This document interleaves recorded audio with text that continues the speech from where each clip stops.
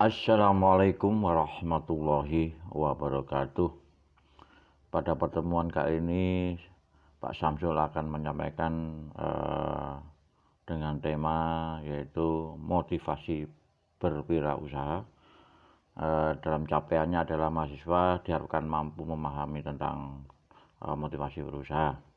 Nah, kemudian indikatornya adalah mendeskripsikan makna motivasi, kemudian menjelaskan motivasi seseorang untuk berwirausaha. Dan yang ketiga, menjelaskan keuntungan dan kelemahan menjadi wirausaha. Dan yang keempat, karakter pengusaha sukses. Dan yang kelima, menjadi pengusaha yang beretika.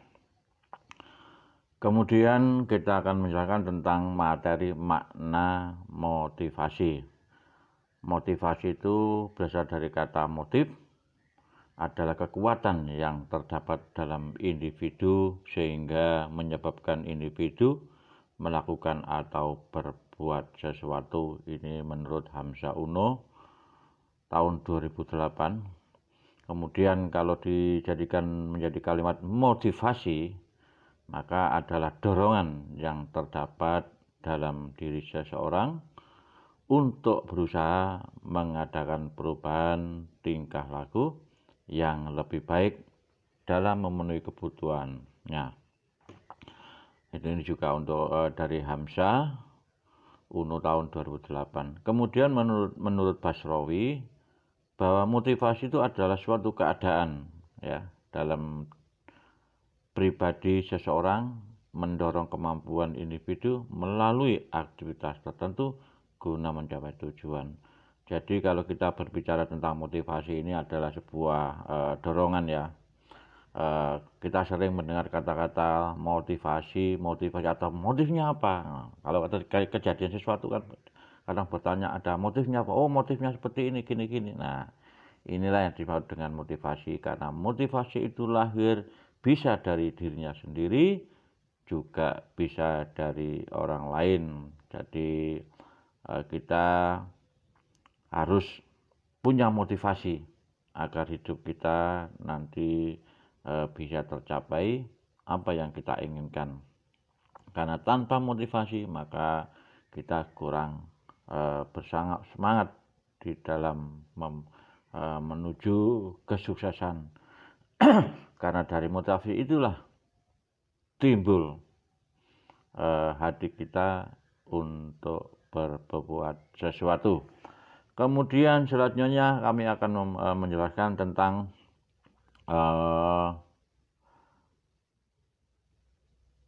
makna dari motivasi, yaitu motivasi itu tergantung kekuatan motifnya. Jadi motif yang kuat akan berkurang jika terpuaskannya kebutuhan. Kemudian yang kedua karena adanya hambatan. Jadi yang dimaksud dengan terpuaskan kebutuhannya itu begini. Jadi ketika manusia itu sudah terpenuhi kebutuhannya ya, semula punya motivasi bagus, kemudian sudah terpuaskan kebutuhannya, ini bisa berkurang karena sudah tercukupi.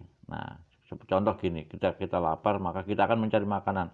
Kemudian setelah kita ketemu makanan dan kita kenyang, maka kita sudah kendor. Nah, dalam motivasi tidak boleh ketika kita bekerja, jadi harus semangat terus. Kemudian yang kedua karena adanya hambatan. Begitu ada hambatan, kita sudah mulai kendor. Kemudian ada lagi motivasi menurut teori hierarki kebutuhan Maslow. Ini adalah seorang penulis Abraham Maslow. Dia menyatakan bahwa motivasi itu ada 5 tingkatan seperti piramida. Yang pertama adalah motivasi fisiologi, ini kebutuhan dasar manusia. Kemudian ini termasuk minum, makan dan sebagainya, dan kebutuhan rasa aman, stabilitas. Kemudian kebutuhan akan rasa memiliki kasih sayang, cinta keluarga. Kemudian kebutuhan penghargaan, adanya manusia itu ingin harga dirinya, ingin populer. Kemudian kebutuhan aktualisasi, ini kebutuhan bagaimana manusia itu menunjukkan bahwa dirinya mampu, pintar, cerdas, dan lain sebagainya. Nah, kebutuhan manusia kalau dihitung dari makna motivasi teori Maslow maka ada 5 tingkatan. Kemudian motivasi seorang itu berwirausaha. Jadi yang pertama kenapa seorang berwirausaha. Nah, ini ya. Jadi orang yang pertama pasti itu adalah laba. Jadi laba ini adalah ujung dari segalanya. Kemudian yang kedua adalah kebebasan, dan yang ketiga adalah impian personal, dan keempat kemandirian. Apa yang dimaksud dengan laba?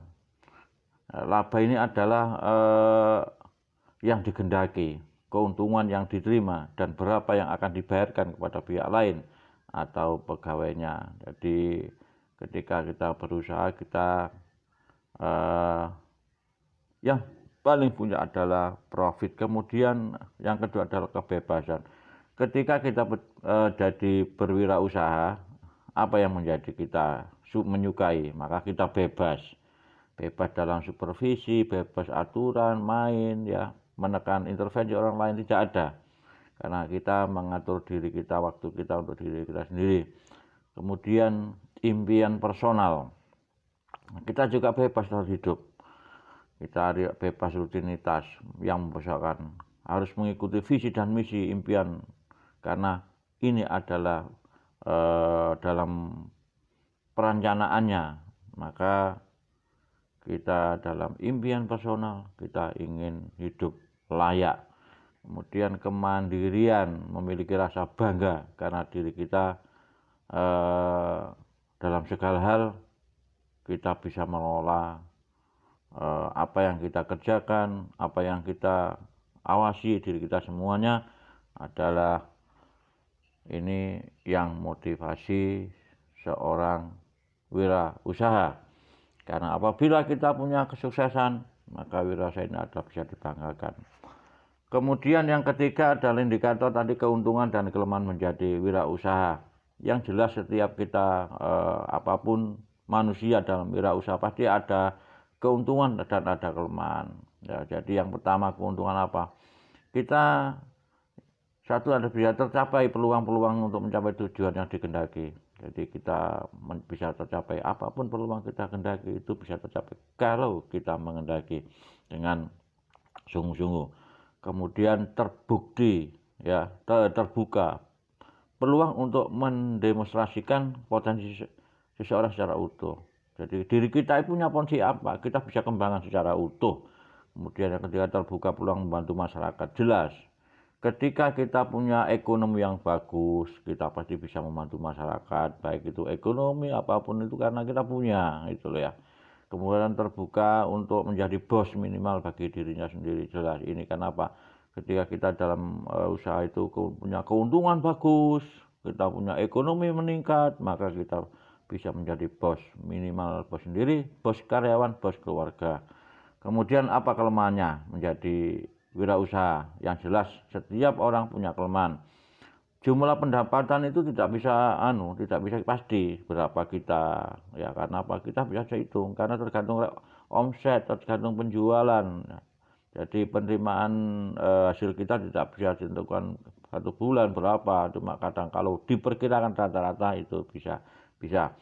Kemudian wajib bekerja keras sehingga durasi yang jam mungkin lebih panjang.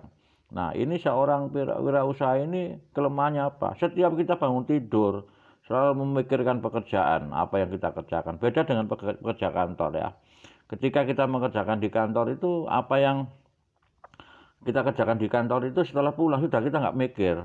Tetapi kalau pekerjaan itu wirausaha, kita mikir, kita mau produksi apa, kita menjual kemana, nah ini kita selalu pikir. Kemudian yang kedua memiliki tanggung jawab yang besar. Nah, jelas kita punya tanggung jawab yang besar karena kaitannya dengan beberapa hal. Kita punya karyawan yang harus digaji, karyawan punya anak dan sebagainya. Mungkin kita punya kredit di bank, kita harus bagaimana kita menjadwal uangnya berapa kita bayar setiap bulan. Nah, ini tanggung jawab besar, baik tanggung jawab itu secara moral maupun secara material. Ini keuntungan dan kelemahan wirausaha yang memang di dalam kehidupan kita setiap ada keuntungan pasti ada kelemahan. Seperti biasa ada positif dan ada negatif karena ini adalah alamiah dan terjadi di setiap bidang, tidak ada yang namanya keuntungan saja. Kemudian yang keempat kita akan menjelaskan tentang karakter wirausaha yang sukses. Apa karakter wirausaha sukses? Nah, ini tidak terlepas dari apapun yang kita arti kesuksesan. Terdapat ciri-ciri umum yang dimiliki oleh seorang pengusaha sukses. Sebagian besar ciri-ciri tersebut dipelajari melalui latihan dan mengembangkan sikap optimis. Beberapa karakter wirausaha sukses adalah buat fashion jadi usaha, ya. Kemudian jalan dengan serius, rencanakan semua dengan matang, mengelola uang dengan bijak, fokus terhadap konsumen dan pelanggan, kemudian ciptakan keunggulan yang kompetitif. Nah, ini yang dimaksud adalah yang buat passion itu kita punya ada pekerjaan sehari-hari. Nah, kemudian kita harus menjalankan sebuah pekerjaan dengan serius, jadi tidak boleh setengah-setengah. Kemudian rencanakan semua dengan matang, tidak boleh kita tidak ada kesuksesan yang tidak direncanakan dengan matang. Setiap pekerjaan itu direncanakan dengan matang. Mengelola uang dengan bijak, kita tidak boleh ketika kita mulai sukses, kemudian kita mulai sombong, kita membeli apapun yang kita suka.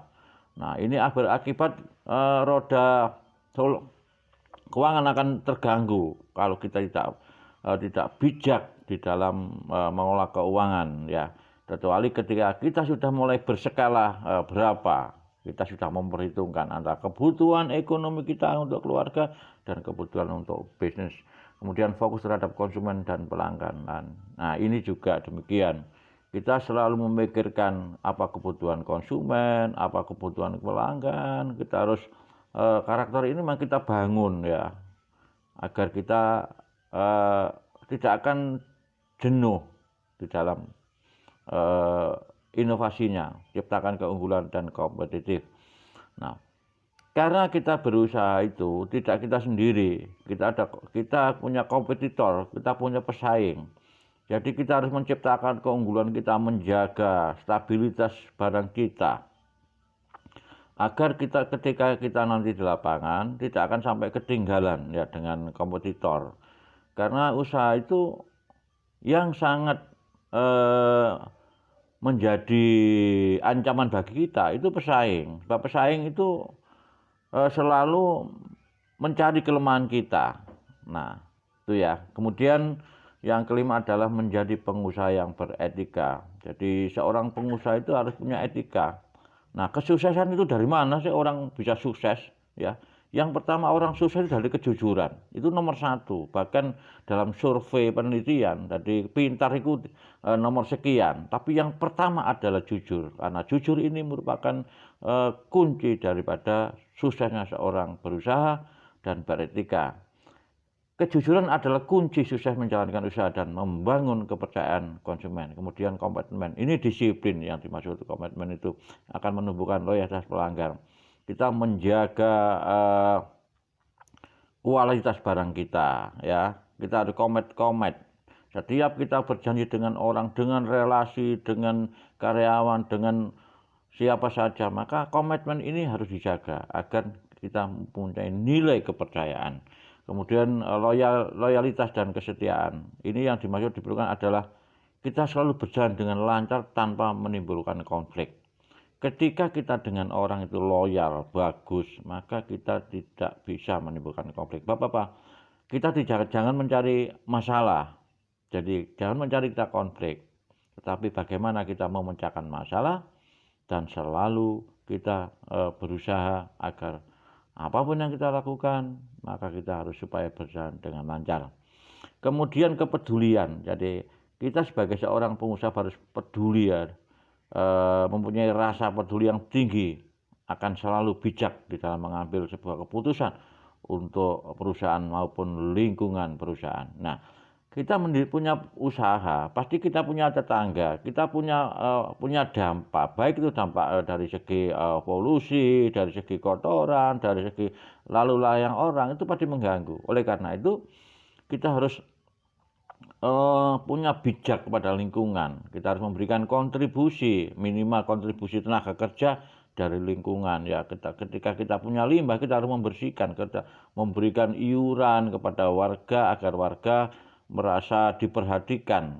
Nah, ketika orang itu diperhatikan, pasti mereka juga akan memperhatikan kita dan selalu berbuat baik kepada kita, sehingga di dalam menjalankan sebuah roda usaha itu tidak mengalami gangguan ya, karena usaha itu ada gangguan itu baik gangguan secara internal maupun eksternal.